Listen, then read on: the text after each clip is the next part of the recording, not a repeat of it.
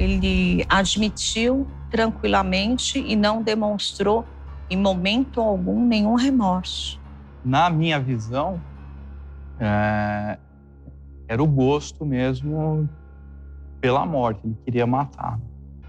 Esse tipo de assassino em série, ele sempre guarda alguma coisa da vítima como se fosse um troféu. Algo que faça lembrar a vítima. E eu posso dizer hoje para você com bastante tranquilidade, nós ainda veremos muitos casos e muitos crimes extremamente assustadores, que nós iremos nos questionar. Efetivamente, nós somos semelhantes a Deus? Nós somos feitos à semelhança dele?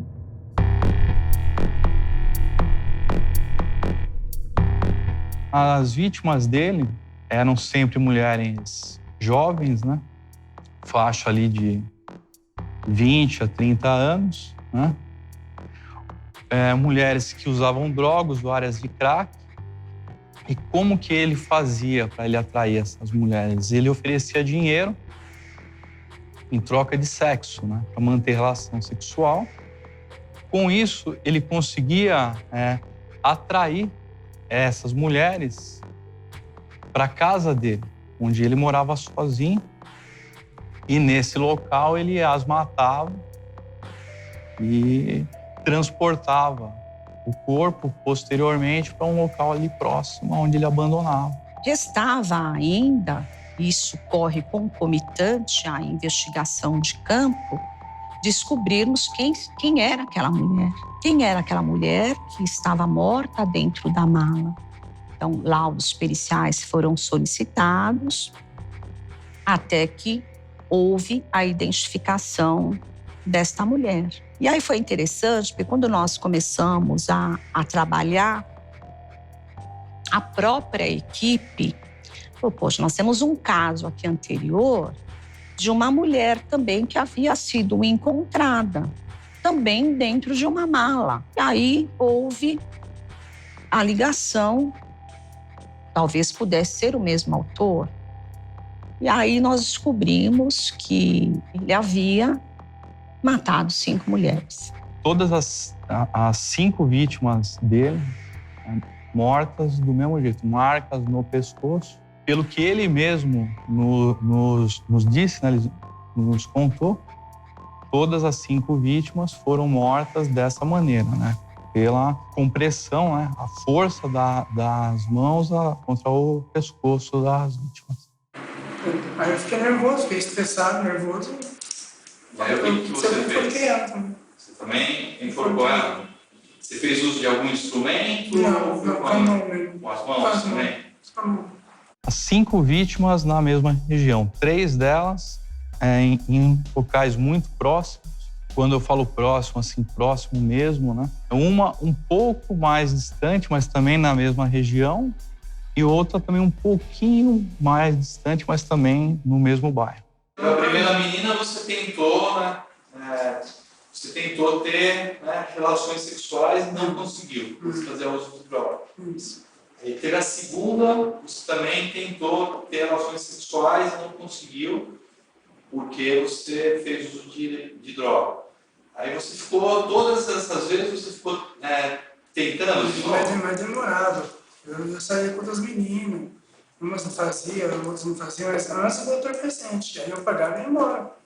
Só que quando eu usava o entorpecente, acontecia isso. E eu imaginando que poderia acontecer de eu ter uma relação. Por ser mais prazer. Então você não atraía essas moças com a intenção de matar? Nunca passou isso pela minha cabeça. Nunca. Na hora era que acontecia? Na hora que acontece. Que você ficava com raiva? Vinha raiva, vinha um desespero. E aí na hora que você tenta parar, já não consegue mais. O que a gente viu, assim, ele foi, né, se aperfeiçoando na prática desse crime, né? Dessas vítimas, teve uma vítima que foi morta em 2010. Essa vítima ele não trouxe para a casa dele. Essa vítima foi morta em um terreno baldio. Nesse terreno mesmo, ela foi morta e ela ficou lá abandonada. A outra vítima já foi com a forma de atuação dele trazer essas mulheres para a casa dele.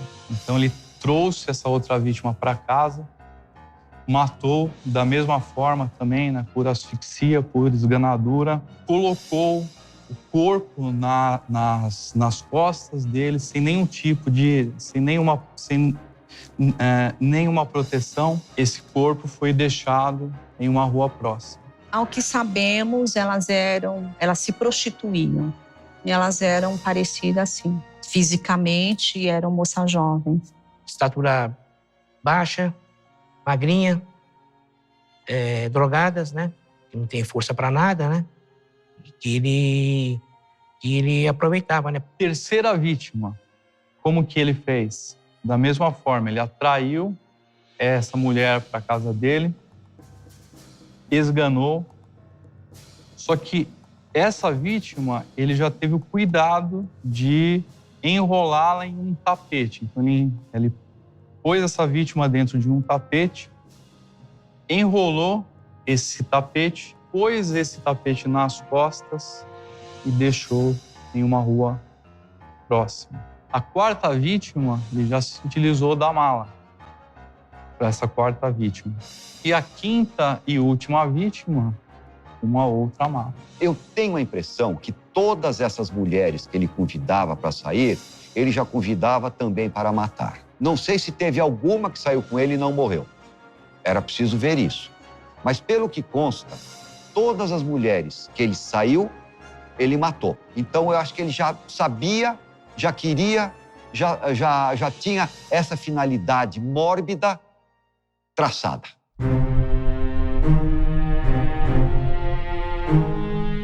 No final de 2012, a gente teve um caso, né, na região do 50º distrito, né, extremo leste de São Paulo, em que uma vítima, uma mulher, ela foi encontrada dentro de uma mala. E o crime nessa circunstância, dentro de uma mala, é sempre um crime que chama um pouco, né, a nossa atenção, porque foge do que né, digamos assim, mais comum nesse tipo de crime. Alguns meses depois, isso no início de 2013, praticamente no mesmo local, uma outra mala apareceu, né, uma outra mulher dentro dessa mala.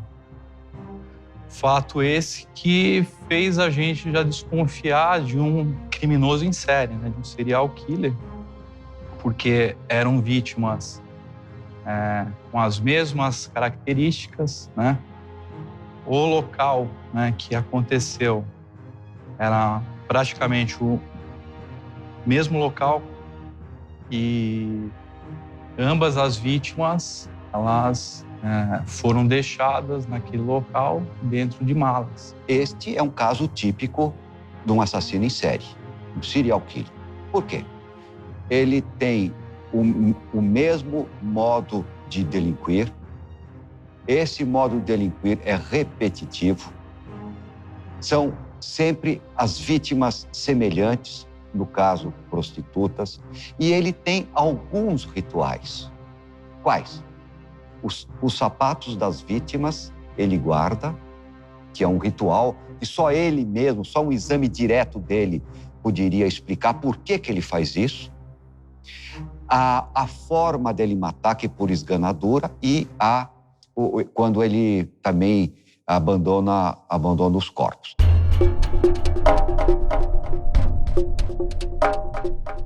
Foi uma surpresa para todo mundo, né?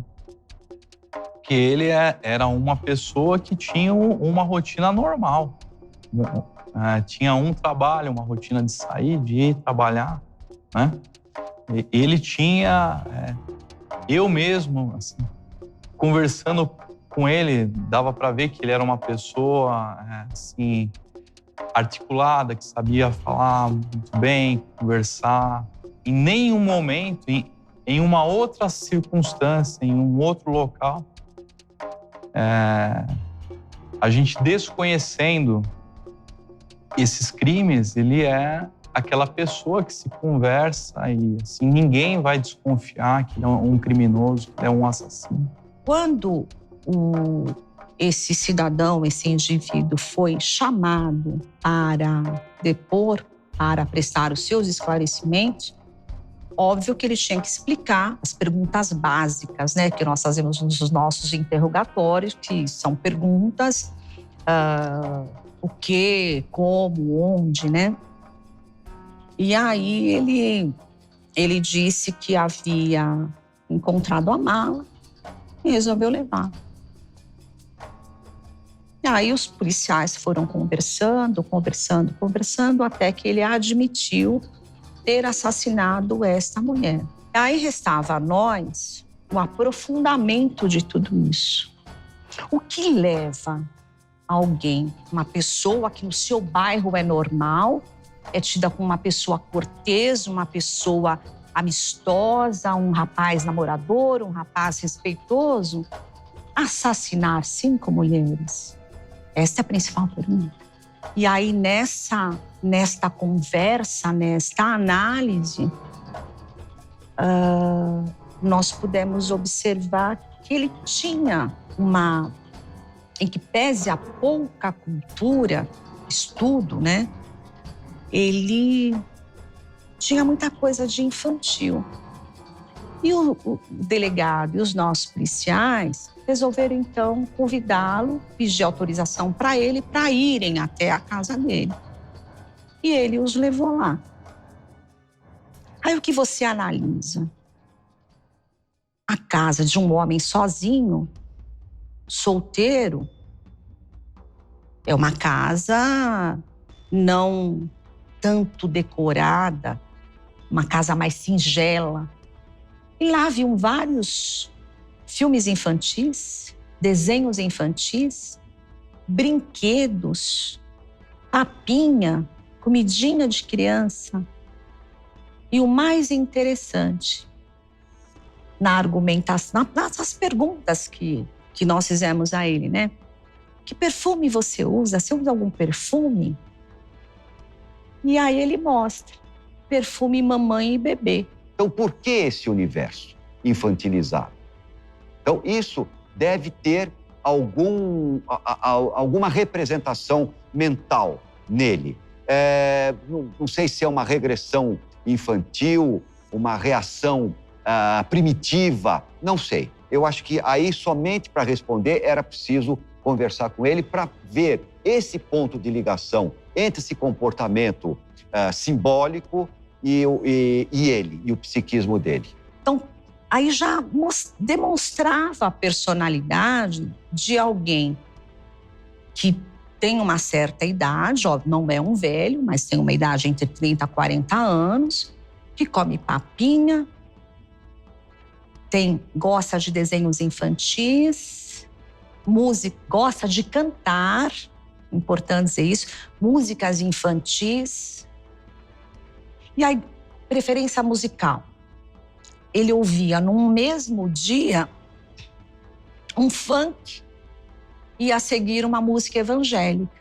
Mais estranhamente foi observar no armário dele pessoal sapatos de mulher, sapatos femininos, botas, escarpãs.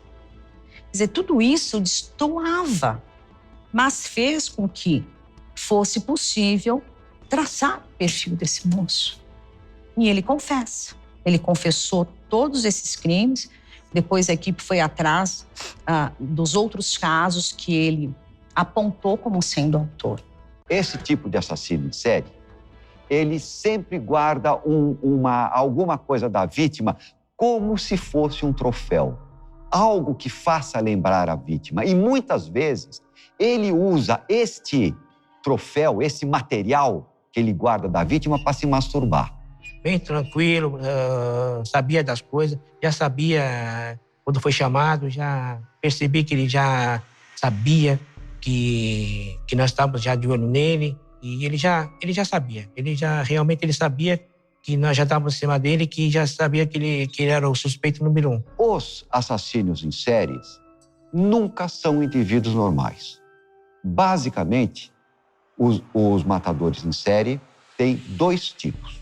Tem um tipo que é verdadeiramente doente mental, que tem um determinado tipo de ação. Ele age de uma determinada maneira. Não é o caso. E tem o psicopata, que é um outro tipo de assassino em série que age também de determinada maneira. Eu costumo dizer o seguinte: todo crime, sem exceção, é uma fotografia exata e em cores do comportamento do indivíduo. Se nós soubermos ler esta fotografia, nós vamos ter características do comportamento. E quem manda no comportamento é o psiquismo, nós vamos ter características psicológicas do indivíduo. Neste caso específico, nós temos um assassino em série que delinque com absoluta insensibilidade. Para a família dele foi uma surpresa, né? Ninguém sabia que ele fazia uso de entorpecente, né? Mas ele mesmo nos disse que ele fazia uso, né? Não só ele usava, como ele oferecia droga para essas mulheres, né? Então, ao mesmo tempo que ele se demonstra um homem mau, um homem violento, ele tem um outro lado que é um lado dócil. Um lado diferente daquilo que ele demonstra. Tanto é que a equipe ouviu a namorada dele e ela ficou surpresa. Ela disse: ele sempre foi um homem muito generoso, muito sensível com ela. E aí você aprofundando as questões, as perguntas a ele é o 15º filho. Foi abandonado pela mãe e viveu em vários abrigos. Esses verdadeiros fronteiriços, como tudo leva a crer que é este caso, eles não desenvolvem sentimentos profundos de amizade, de amor pelo próximo, namoros. Nunca tem. Eles desenvolvem sentimentos superficiais. E assim mesmo, quando lhe convém. Porque se não tiver um retorno para aquilo que ele quer, não há sentimento, não há ligação, não há nada. Se ele trata bem a outra pessoa, é porque interessa a ele tratar bem a outra pessoa. Não porque ele faça isso com sentimento superior ou com altruísmo. Porque não são altruístas. São indivíduos absolutamente egoístas. Fazem as coisas pensando sempre em si mesmos. Posso falar do ponto de vista da psicanálise, que principalmente são 3 estruturas psíquicas, que é o perverso, o psicótico e o neurótico. Ele aparentemente era um perverso, e o perverso, ele tem as próprias leis, ele não enxerga o outro como uma extensão dele, um objeto, e não como o outro. Por isso a capacidade de empatia dele não existe. Na minha visão, era o gosto mesmo pela morte, ele queria matar. Na verdade, esses indivíduos, eles não são nem doentes mentais propriamente dito, ou seja, aquelas pessoas que romperam com a realidade, que são os doentes mentais, e também não são normais mentalmente. Lembrando que entre a doença mental e a normalidade mental existe um interregno. Da mesma forma que entre a noite e o dia existe a aurora. Então, esses indivíduos, eles ficam nesta aurora, nessa zona fronteiriça entre a loucura e a normalidade mental. Então, quanto à capacidade de entender, eles não são totalmente incapazes de entender aquilo que eles fazem, mas também não são totalmente capazes de entender a gravidade daquele ato que eles estão praticando. Por isso que eles caem na semi-imputabilidade. Agora, quando eu digo isso, se você me permite, eu gostaria de imediatamente emendar que esses indivíduos são portadores de alto grau de periculosidade. Esses indivíduos, quando eles ultrapassam uma determinada barreira, como no caso dele, essas mortes sem justificativa, essa insensibilidade com a sorte das vítimas, esses indivíduos, quando eles ultrapassam essa barreira, eles não têm mais retorno. O psiquismo dele não é mais possível o retorno a um ponto deles voltarem à sociedade sem ameaçar a sociedade. Então, eles são portadores de permanente periculosidade. Então, a volta desses indivíduos para o meio social, ela deveria ser obstada por todos os meios, porque se eles voltarem, eles não tardam em voltar a delinquir. Um perverso, dificilmente você vai conseguir ajudar por 2 pontos. Dificilmente ele vai aparecer num consultório ou onde quer que seja procurando ajuda, porque ele se basta, ele é pleno, ele não precisa da ajuda, ele não vê nada nele como sendo uma falta. Então, por isso, o outro, ele não precisa da ajuda do outro, ele consegue tudo que ele vê como uma necessidade de ajuda, ele supre aquilo. Diferente do psicótico, claramente você vai perceber que ele não consegue interagir, às vezes conversar com uma pessoa psicótica, às vezes você não consegue, não tem uma linha de raciocínio, não tem... poucas vezes você consegue entender o que a pessoa fala. Ele tinha total capacidade de entendimento que o que ele estava fazendo não era certo, que ele estava praticando um crime. Mas aquele momento de fúria, que é misturado a esse sentimento que ele tinha. Ele queria manter relação sexual com essas mulheres. Mas como ele não conseguia a ereção, não conseguia ter prazer, ele culpava. Ele achava que a culpa não era dele. O problema não era dele, o problema era da mulher, que não teve a capacidade de dar prazer para ele. Por isso ele as matava. Então, veja, é uma inversão de valores, é uma falta de autoconhecimento.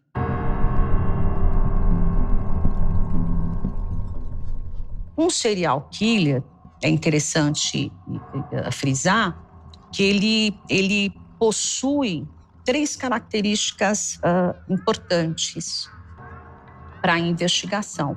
São características biológicas, psicológicas e social.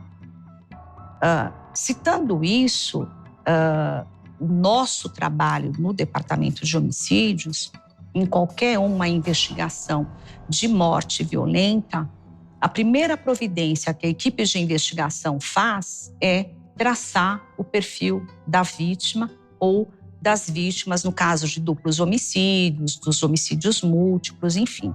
Então, essa é uma parte da investigação. Sempre o perfil psicossocial da vítima.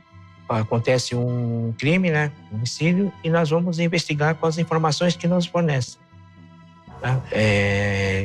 Denúncia anônima no local, né? Testemunhas, né? E já conhecendo as pessoas, olhando ao redor do local, tudo direitinho, a gente já tem uma noção. E pelo BO que é feito, né? No departamento e para colher as informações. Nós não sabíamos no início que se tratava de um assassino em série. Nós só viemos a descobrir quando houve o acionamento para o DHPP para assessorar esse local de homicídio na área do Itaim. O que acontece? Quando há um crime, nós damos extrema importância à preservação daquele local. Aquele local tem que permanecer e deve permanecer, isso até por resolução secretarial, da maneira e como ele foi encontrado. Nada pode ser alterado, porque se houver alteração, pode induzir a investigação a outro caminho. Então, em primeiro lugar, a preservação é de suma importância para nós, policiais do Departamento de Homicídios. No caso do Eduardo, foi solicitado um assessoramento para um local onde havia sido encontrada uma mala de viagens e no interior dessa mala um corpo. Nessa mala da última vítima, tinha um detalhe que nos chamou a atenção, né? Na mala havia uma etiqueta de viagem, né, de uma companhia aérea. E nessa etiqueta tinha os dados, né, do código de barra, do voo, né? E aquilo ali, para a gente,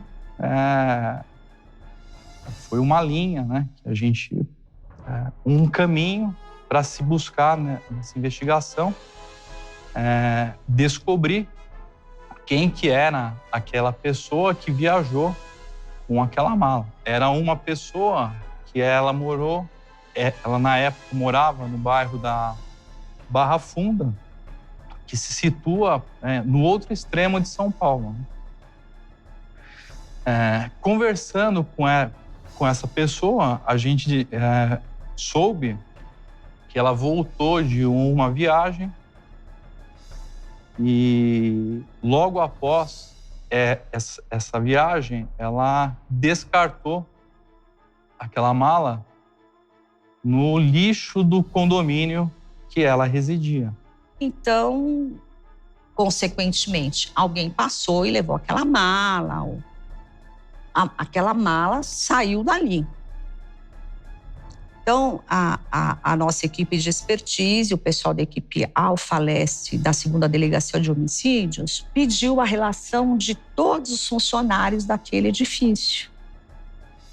E aí foi, bum, podemos dizer assim, foi a ponta do iceberg que a equipe especializada necessitava. Na listagem dos funcionários, um dos endereços batia exatamente com a rua onde a mala havia sido deixada. Então, foi dessa forma que nós conseguimos a apuração da autoria. Porque era uma pessoa que ela tinha acesso ao prédio onde aquela mala foi descartada e que, ao mesmo tempo, ela residia a poucos metros de onde o corpo, com a mala com aquele corpo, foi localizado. Ele trabalhava na parte de limpeza desse prédio e até pelo fato dele trabalhar com a limpeza do prédio, ele tinha acesso, né, onde o lixo, né, dos moradores ficava condicionado, onde ele teve acesso às duas malas, né, as duas malas que ele utilizou. Fomos ao prédio, conversamos, entrevistamos os funcionários e o rapaz morava bem no local, não foi difícil. Uma mala vermelha encontrada na rua, com uma etiqueta. A etiqueta tem um nome e tem endereço. Os policiais foram no endereço. Falou, não, essa mala efetivamente era minha e eu descartei a mala. Onde a senhora colocou a mala? Coloquei na lixeira do meu prédio. Então, ou alguém passou e levou, ou foi para o lixeiro. Eram as duas hipóteses, pelo menos as primeiras. Então, vamos ver a relação dos funcionários. Como é que ele ia explicar que a mala foi encontrada na mesma rua onde ele mora? Só ele morava nessa rua? Vou me permitir fazer um paralelo entre o Francisco de Assis Pereira e o Eduardo Patrocínio. No caso do maníaco do parque, ele levava como troféu as calcinhas das mulheres que ele matou no Parque do Estado. No caso do Eduardo, ele não levou nenhum objeto, segundo ele. Porém, o que fazia aqueles sapatos femininos na casa dele? Ele não soube explicar. Todo criminoso, ele comete um erro, né? E esse caso não foi diferente. Ele cometeu um erro e o erro dele foi deixar na mala essa etiqueta que nos levou a esse local onde ele trabalhava. E aí vem outros questionamentos que não cabem à polícia fazer, né? Porque o nosso trabalho é, a partir de um corpo, de um local de crime, de morte violenta, buscar as circunstâncias, a motivação e a autoria desse crime. Porém, para quem gosta de estudar um pouco a respeito, alguns dizem, e aí não existe uma efetiva comprovação se o serial é um psicopata, um doente que está ali vivendo naquela comunidade que ninguém percebeu. Em algum momento deu um start e ele passa a delimpir. Por isso que nós temos essas avaliações psicológicas para essas pessoas. Você tinha consciência de que o que você estava fazendo não era uma coisa certa? Só para saber raiva. Eu via raiva, só via raiva e raiva. Na hora você não tinha essa consciência do erro, das consequências daquele seu ato? Você não tinha consciência? Não. Depois você tinha, a hora que você voltava para a sua casa, o que você pensava na hora que você lembrava o que você tinha feito? Você se arrependia? Eu chorava muito, arrependia muito, falava muito com Deus, mas não tinha mais jeito, já estava lá, já tinha feito, não tinha mais como voltar atrás. Aí você pode me perguntar, tem casos que são mais fáceis e mais difíceis de serem investigados? Os dois.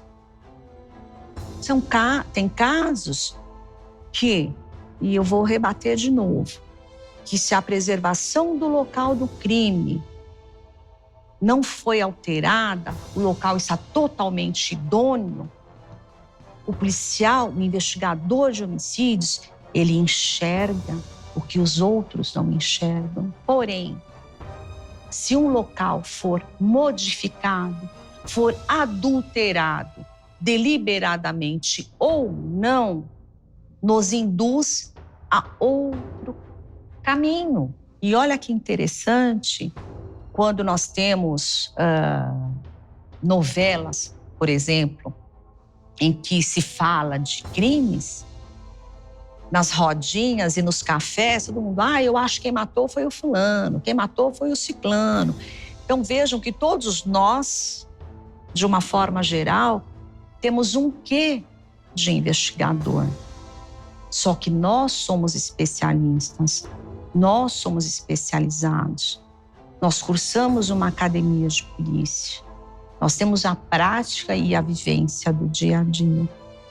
E eu posso dizer hoje para você com bastante tranquilidade, nós ainda veremos muitos casos e muitos crimes extremamente assustadores, que nós iremos nos questionar. Efetivamente, nós somos semelhantes a Deus? Nós somos feitos à semelhança dele? Há 30 anos atrás, quando eu ingressei na polícia, eu falava, nossa, acho que um dia nós vamos chegar ao ponto de filho estar matando pai, de pai estar matando filho. E hoje é o que mais nós temos. No momento, então, a hora que você sentia raiva, você não conseguia se controlar? Não. Abuso da droga. Em todas as vezes você estava sob efeito de entorpecente. Crack. Isso, crack. Para nós, investigadores, porque nós somos uma equipe, né? Para nós, investigadores, foi assim, um dever cumprido. Um dever cumprido mesmo de tirar uma pessoa da rua. Eu não vou dizer essa pessoa, né? Tirar um elemento desse do meio da sociedade, porque ele ia matar muito mais. Nosso sentimento é aquele sentimento do dever cumprido, de termos salvo alguém, de termos esclarecido um crime e até de recebermos cartas, telefonemas de agradecimento dessas pessoas. Para nós, quando a gente teve essa certeza que se tratava de um assassino em série, foi uma grande satisfação no sentido de que se ele continuasse solto, ele com certeza ele ia continuar matando. Então, hoje, algumas pessoas, né, que estão vivas, elas estão porque ele foi preso, né? E outras vítimas, com certeza, ele ia fazer.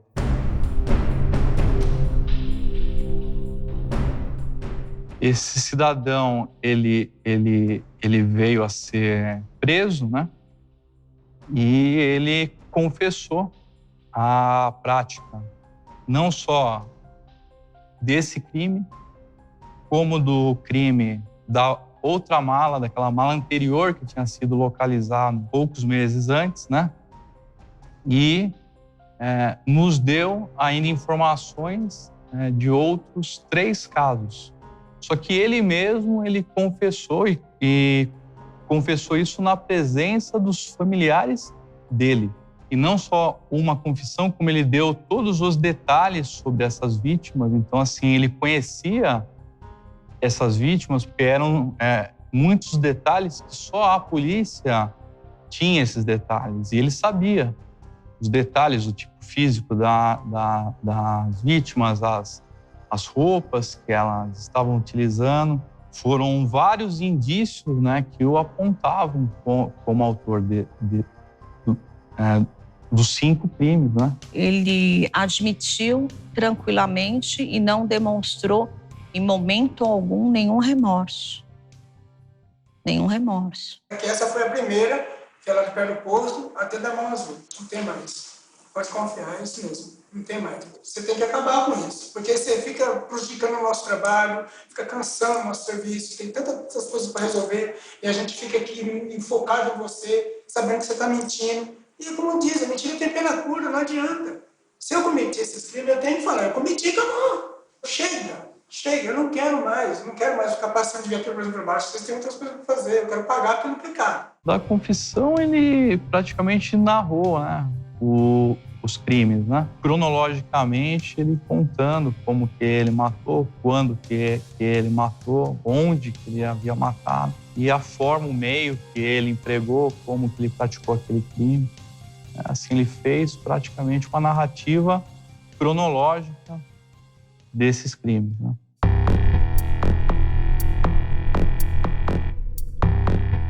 Essa moça, esse dia em que ela foi abordada pelo Eduardo, ela não imaginou que ela fosse morrer. E pior, ser cortada e colocada dentro de uma mala. O que leva alguém a fazer isso? O que acontece? É só a questão psicológica? Em todos os casos, ele alegava que ele tentou manter relação sexual, que pelo fato dele também estar sob o efeito de drogas, ele não conseguiu manter relação sexual e que ele pedia para que essas vítimas devolvessem aquele dinheiro que ele tinha pago, que ele havia pago, e que elas não devolver, que ele as matava, né? Sempre com essa justificativa. Perguntando para a namorada dele, na época, namorada, qual é a sua relação com ele? Afetiva ou mais direta, sexual? Esporadicamente ele me procura. Então, por que ele matou essas 5 mulheres? Claramente, quando ele ia se relacionar com as mulheres, ele alega que ele não conseguia ter ereção, e isso era uma culpa do objeto, ele não enxerga o outro como outro, sim como objeto. E a partir do momento que o outro não cumpre sua função, que no caso seria literalmente dar prazer para ele, aquilo se torna supérfluo e ele elimina aquilo. E outra coisa que chama atenção, que é típico desses assassinos em série, é a ausência completa de remorso. Ele não dá, em nenhum minuto do depoimento dele, qualquer indício de que tenha remorso daquilo que ele fez com as vítimas. Ele vai culpar o uso de crack, ou vai culpar até mesmo a vítima que provocou, ou uma possível impotência sexual, mas nunca ele mesmo que fez aquilo. Mas em outras vezes que você tentou manter relação, tanto é que você é pai, você conseguiu. Você conseguiu ter ereção, conseguiu manter uma relação sexual. Porque não usava droga, né? Então não era problema.